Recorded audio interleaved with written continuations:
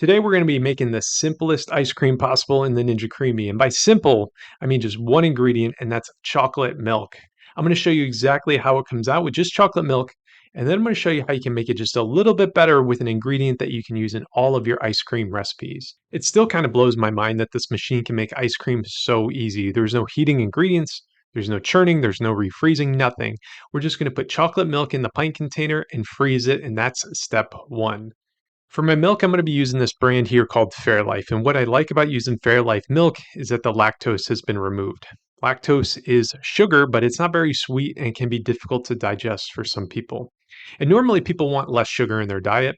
Oftentimes they want more protein in their diet, and that's what this milk has as well. It's just better macros and it tastes great. Using Fairlife, this whole pint is going to come in at 280 calories with 26 grams of protein. And yes, this is ice cream. Now, after your pint is frozen solid, you can either put it directly into the machine or you can defrost it for up to 15 minutes.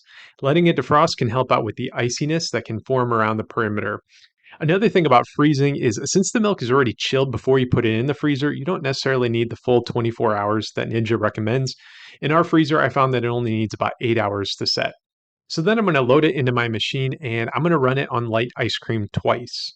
After the first spin, we're going to take it out and it's going to look kind of snowy like this. From here, I like to add 2 to 3 tablespoons of milk, and this milk could be more chocolate milk, but I just run out, so I used this almond milk that I had around.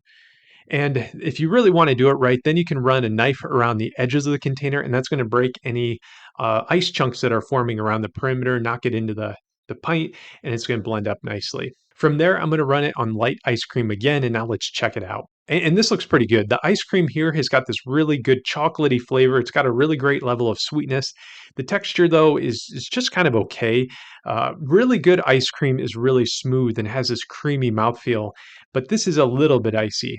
Now, don't get me wrong, I'm going to be happy eating this whole pint, which I did, but I know I can do a little bit better, and I can do it with just adding one ingredient. So let's fix that iciness, and I've got two different ways we can do it. The first step is by using a stabilizer, and don't be intimidated by the name. You've used them before. If you've ever made pudding, you've used a stabilizer. Stabilizers help thicken up the mixture and make it creamier. In ice cream, these thickening agents make for smaller ice crystals, and smaller ice crystals mean you're going to have a less icy ice cream. Stabilizers could be a whole different video, and if you want to know more about them, let me know in the comments. Now, I mentioned pudding, and you can use pudding mix as your stabilizer. I go with about a tablespoon, but pudding mix has a lot of other flavorings and preservatives in it. And my preferred stabilizer is xanthan gum, and all you need is about a quarter of a teaspoon for this whole pint. And xanthan gum is a really powerful stabilizer, and we're not limited to just xanthan gum as a stabilizer.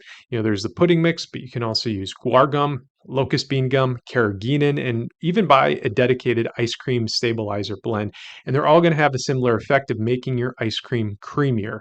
I'll have links in the description for all this stuff. It's inexpensive and it makes an enormous difference on the texture of your ice cream. So let's see how this one came out. The first, we'll notice this is a lot lighter and fluffier. Look at that peak top.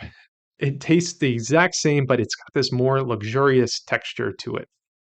And this is just 2 cups of chocolate Fairlife milk and 1/4 teaspoon of xanthan gum. Now, I know some people get a little uncomfortable with these powdered ingredients that they don't know exactly how they came from. It doesn't feel natural. And so another way you can improve your texture is by the use of cottage cheese. And cottage cheese has this really creamy texture, and that creaminess is going to come through in your ice cream. It's also got really great macros too, ups the protein, low in fat and carbs.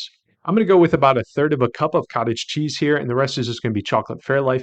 You can bump it all the way up to half a cup if you'd like.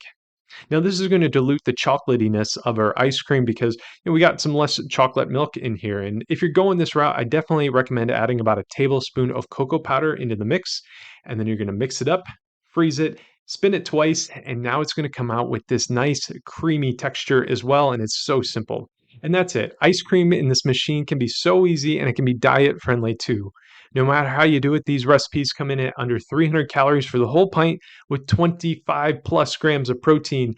And if you're looking for more protein, check out this video here where I tested 7 different types of chocolate protein powder in the Ninja Creamy and crowned a winner. I hope you enjoyed the video, and if you did, make sure you like and subscribe to the channel for more simple recipes, as I'm going to be doing a whole series of one ingredient recipes just like this. Thanks for watching.